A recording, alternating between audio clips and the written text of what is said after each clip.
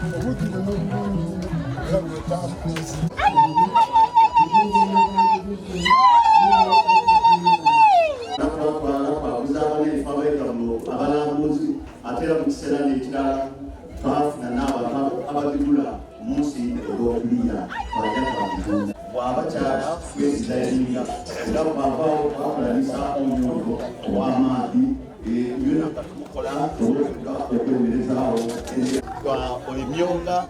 tuyambye okukola bino era aba microfinance support center n'abagire abatuyamba twatandika ebibiina bina IUTR sakwe erimu ebibiina 9 nga byona biri ku bantu abaana bo abakosefu tukwaniriza ino baba fungo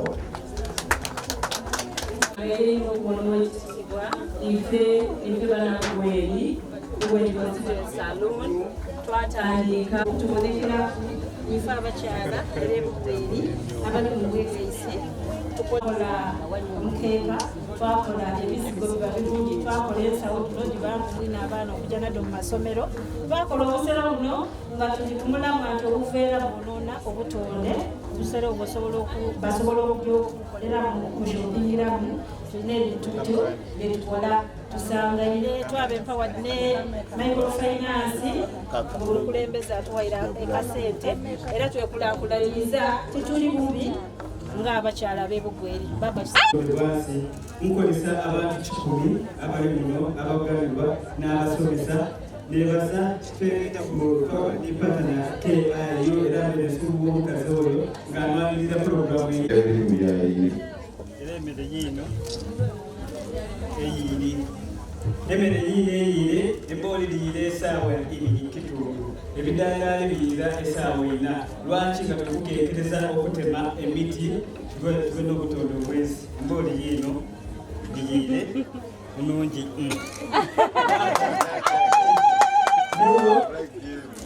tukola emirimu bulungi tugotenga emiti tukolaki gikola nagakola mukasasiro bekiga tutwandisa obutatema miti twengejjinze mu kulunda endoki because twayiga nti endoki awazira ndoki wazira mmere ekirime bwe tutagwa ku ndoki ekirime ekyo tekibala so twasalawo okuboneka nti twenyigira mu ndoki era tukola ebiyumba ebyo twabona bino bungi era abawunzi ab'endoki abapikinze interest twabaguza ebiyumba ebyo baba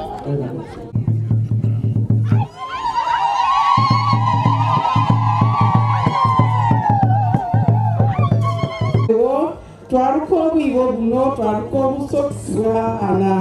era nga twebala abakyalo okuba nti tibakasobola kujja kusansa lugambo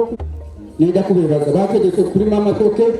ate mu MTN system maama taata lumwana n'okufuna amatooke agegasa ekitukozesa ekyo ki baba watu kumudaala anti betuukanye nga kutuuka ku simu wabona ekiriwo baba okwogera bingi tukiringi tutuyamba biba bikolwa afuubuisi bantu gabona wakulu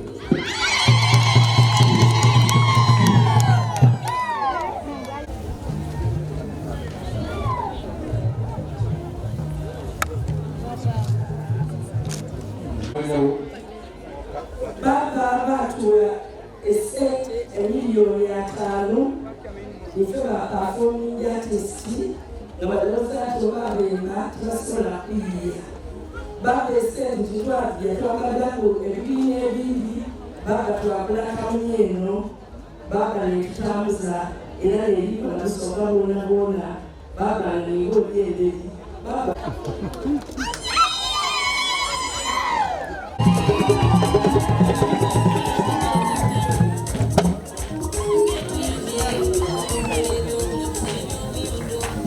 aba omubusoga mona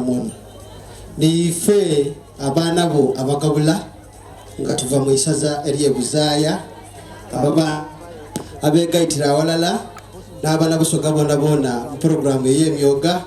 baba tukola ebibadde bino ng'era tubitunda country wide era lata mweno omwo twatongoleza mu skilling center eyagandibwa eruzinga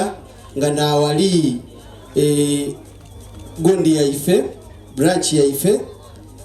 gyetukoleramu ebibadde bino baba we bali kuidda ofunvuwe gabula nadujo obokuna obufulufuwe nga abaana bawona vision carpenters omoga tuli kwita be kwetutyaime abaana ababadi tutambulire mu mwoga nga Mujinja Northern Division nkwanga saha amaina baba funvua ebyanda n'ebyanda abaana bo abaidukulu bo ababugabula house carpenters emyuga sako tusiimye ubwo tusiimye okwida okubonako baba abaana nga boyogeranga nti wakoba nti okukola n'amaani tuli wano tukozesa ebibadde kibadde kyo tukikoze mu kisoga kyene kizira mu kizungu kyona era nga kirambikibwa ebigambo ebyo baba we bali kusiima funvua obufulu bufe abaana tuwona olw'okusense ja muwema kampulira omuzisa nenga letamba nti bawulye banange omuzira okusima baba okulambula emidaala engalo diriwa basobole banyabo tujja kubanga tugaita obusolya obw'engoma tolayo abaguulire ni bino byobwine tuli wano olw'okubanga banaife aba microfinance support center ng'ate kino kitongole kya gavumenti baatuukirira katuukiro wa Busoga bakusaba nti baide niba walabo niba tabane bwabali wano babenga bakulaga ku bintu bye bali kukola mu Busoga wano mu programu ya gavumenti ey'emyoga era kya mukisa mulungi nti bali wano nze tida kujja mu binene bingi aye nga bwe baamala ne bantuukiriraku twayogera nabo baba twabakoba nti emyoga tuwulira nti looni ife ng'obwakyabazinga tulina programu Kamaala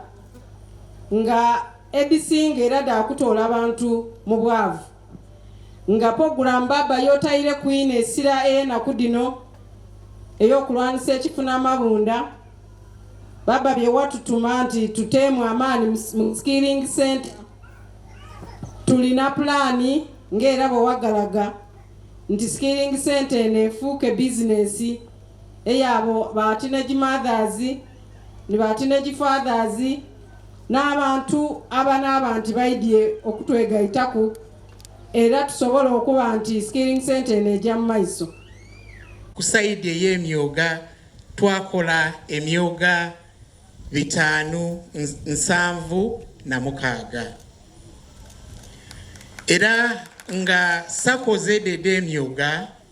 davudirirwamu sente gitwandise nkani seed capital buli constituency eya Busoga yafunanga seed capital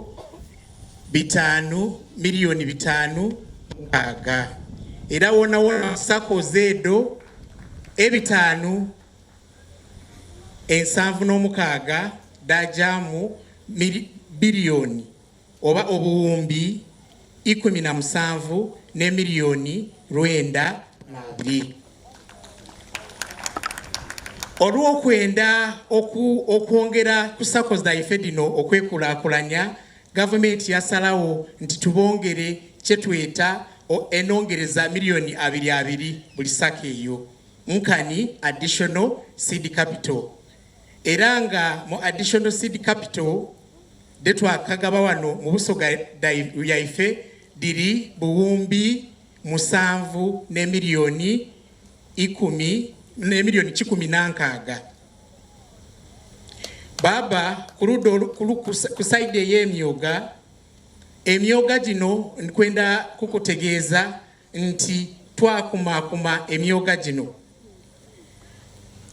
gino tigikomye kwewola oba okutereka tusendi ku level nti dongera omutindo ku bintu byado ebyendawulo nga bwolambwire emidaala gino baba era nenda okukutegeeza baba nti kitukomye mu myoga gyonka aye eriyo ni sako laife edatandikibwawo dona tutambula naddo era ningide tukoze eki de tutambule naddo ekyokubonerako eri etuli wansi wano okwirukirira omulanga ogw'enkulaakulana microfinance support center walala ni government twafuna ebibiina ebyendawulo ebyaba bouncers era ikiriza nkutegeeze nti mu Busoga bwaife wano twakagabira ebibiina 3 nga tubawa ebyuma ebikozesebwa mu jimu era ebibiina bino bye twakagabira ku 3 mu Busoga tulina mu Kamuli Bouncers Association twabaamu ni Iganga Bouncers Association twabaamu ni Eastern Bouncers Association eri wansi wa Bugembe baba ikiriza titambwire zenka. Your Highness, allow me to first introduce the people who have come with us from head office. We have Fiona, who is our head of marketing, who is called Heroku Francis. Your Highness, most of the things have been talked about by our staff, and we are very happy to be with your people, to visit you. Your Highness, we thank you for your guidance as a kingdom in fighting poverty. We thank you for the initiatives you have so far done since you are enthroned, since you are put on the throne. And we thank you for the continued support of all the activities that we are doing, mainly in fighting poverty. Your Highness, at the Microfinance Support Center, we commit to continue serving the people of Busoga in all the initiatives. The mandate we were offered to perform, especially in capacity building, in offering grants and offering affordable credit to the people of Uganda. Your Highness, today we are here to seek partnership with the Kingdom, especially in the program which you started of skilling the teenager mothers and the teenager fathers. Your Highness, we seek that on top of the categories, the enterprises that currently under the skilling in Busoga, we add on the mechanics, we add on the carpenters, we add on the saloon, and we add on the welders, so that they become 5, and we support them for 3 years, targeting each year to support 350 people, and all of them we shall be connecting them to their respective emyogas to get seed capital. Your Highness, we seek that you allow us to take that route so that we can fight poverty, and with your support, we know that poverty will be history in the Busoga region. Moniz abakulu bawula Sende Kamala bagemye ku bantu Kamala era buli omu alina olugero lwe bali kwenda okuba nga kuwaku wano babasiima tirikola mulala ndikola ne muganda wange ono asobola okuba nga atwetera abantu abo. Anthony nga nize speaker ow'ekikunsu ekya abeegayisa ab'emyoga abakola obweegayisi nitwegaita nitubalala tutambuza obusoga bwona n'abalondeibwa mukulu ife fena babe nga batuusayo baba emboozi biki byetutuuseeku obuwanguzi bwe tutuuseeku okuva bwe twafuna esente era emyoga. Akafuna milioni 7 okuva mu gavumenti ya Uganda ng'ebita Microfinance Support Center. Twakagabira abantu ba members 210 abakaganulwa esente da gavumenti ed'emyoga. Baba, sakisitole yange nti nze nalina eiduuka era nga nsula mu iduuka mwe nkolera. Saawa eno gavumenti bwe yatwera sente n'ate ewala n'agikozesa bulungi, era saawa eno nina self content mwensula n'abaana bange. Baba, abaana be nali nabo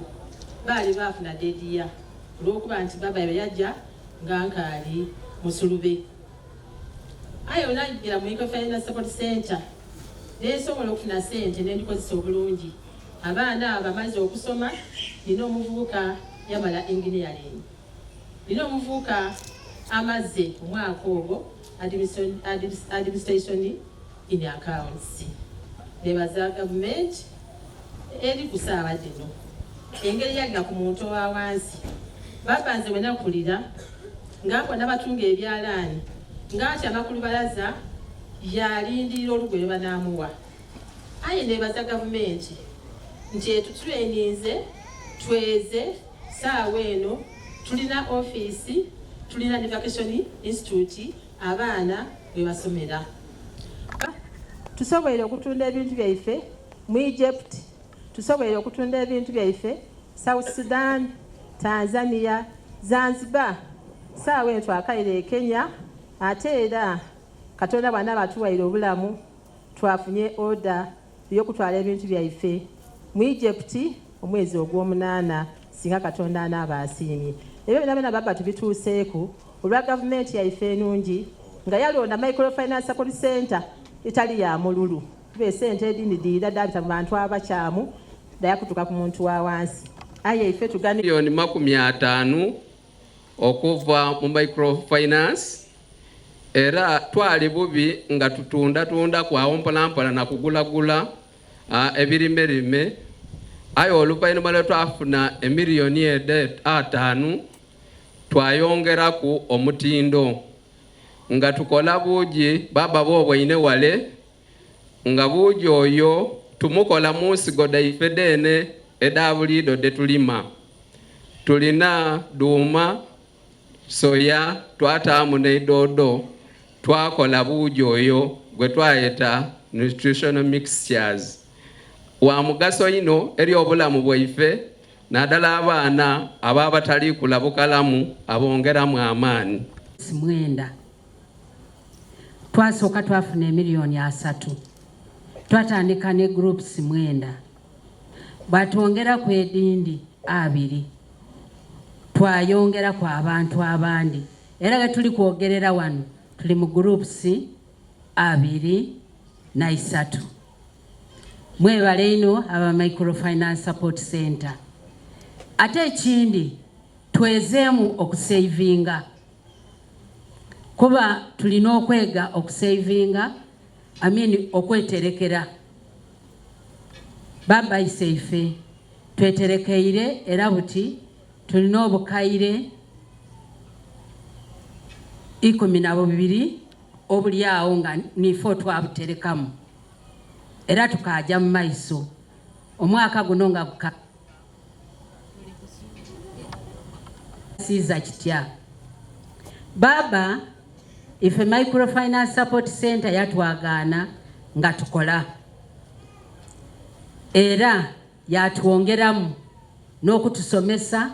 era getwogerera gano product yaife yindi yafuna quality mark tulina UNBS mark mu juice waife oyo gwe tukola tuongeraku omutindo ku bibala era ebibala ebyo bituyambye nze gwobona wano ndi wa myaka 75 ayebona n'okufukamira nzira buzibu nti abasoga bali kuidumbira omulanga gwo ogw'abasoga okuva mu bwavu era ndikwenda kusiima ba beneficiaries bano bona abaidye wano olwaliro okwolesa ebyamaguzi byolambwire baba ise bantu kyabazinga mwebale omulimo guno omulungi. Ife mu business tukoba ezira business ntono era ezira business nene buli muntu aline watandikira mbasaba era mbakubiriza nti business eyenda discipline eyenda kuba nampisa ezira business esobola okutambula tugitayire mu mpisa okutegeera enfuna yeri etya enfulumi yayo eri etya so mulina kwetegereza business demulikola okuboneka nti mugitambuza era bakama baimwe aba Uganda Microfinance Center okuba nga bababona nga mukola omuzungu kyayita bookkeeping ezira business etambula nga towandiise byolikola byolifulumya ne byoli kuingiza so buli muntu atambuze business nga nti alikuuma ebitabo okuboneka nti bakama baimwe balina engeri gye basobola okulondoola ebintu byemulikola. Uganda Microfinance, I want to take this honor. I have one observation. When His Majesty was touring the stalls, mubageme bulungi n'abantu baife n'abasoga bona tuli kubakoba nti mulekeraawo okubisania ne security bwe kukoba nti tyamisa data isibwa ntabaze basoga tukoba kuba kanita akadogoli muweeyo ekiro mu butongole kabetise amakula era naga amakula ge tuli kubona. Thank you very much the Microfinance Support Center tuli basiimu mwebale okwetiika Kibumba Abadune.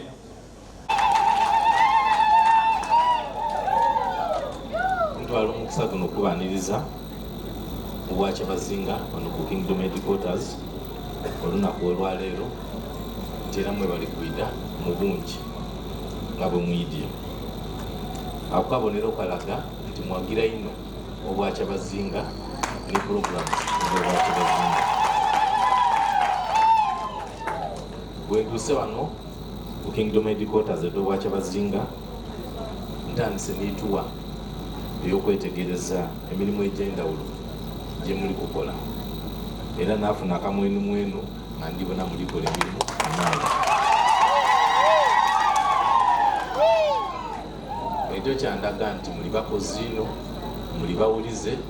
era muli bantu babuvunaanyizibwa abali kufaayo ino okwongeza eningiza mu maka, okusomesa abaana, okwebeesaawo n'okwetuusaako ebyetaago eby'endawulo. Okutunga engoye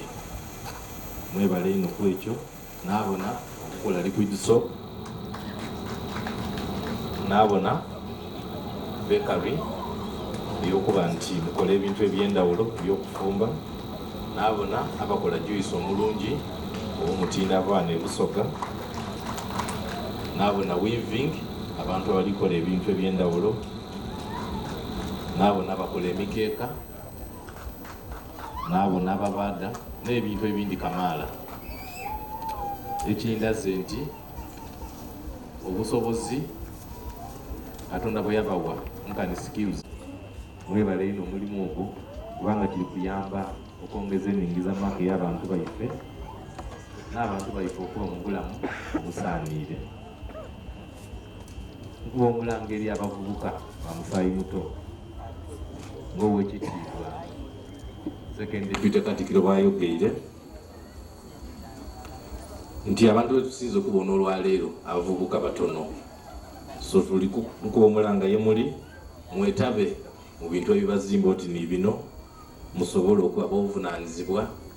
ongeza eningiza mu maka ate muba ab'omugaso mu bitundu bye muwangaalira kuba ndimu abasinga bungi omulembe gwe tuli mugumu. Twayongera okusaba gavumenti eya wagati era nga tubita Microfinance Support Center eyongeremu empiiya mu mirimu oti ni gino n'abantu abangi basobole okuganirwamu kubanga okusinza ku mirimu gy'emboine mwine ng'ebintu biri kutambula bulungi. Nayongera okubeebaza olw'okwenda Obwakyabazinga bwa Busoga n'okuwuliranga emiranga gye tubakoberanga nti mwemwenze ino ebyobuwangwa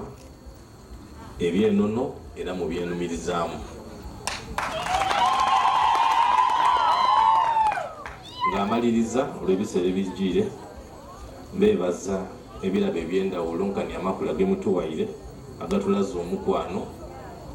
era nga tusuubira nti tulina kwongera okulaganya wala niimwe era eri Microfinance Support Center ng'Obwakyabazinga tulina kwongera okunyweza omukwano gwaife n'okolera walala niimwe.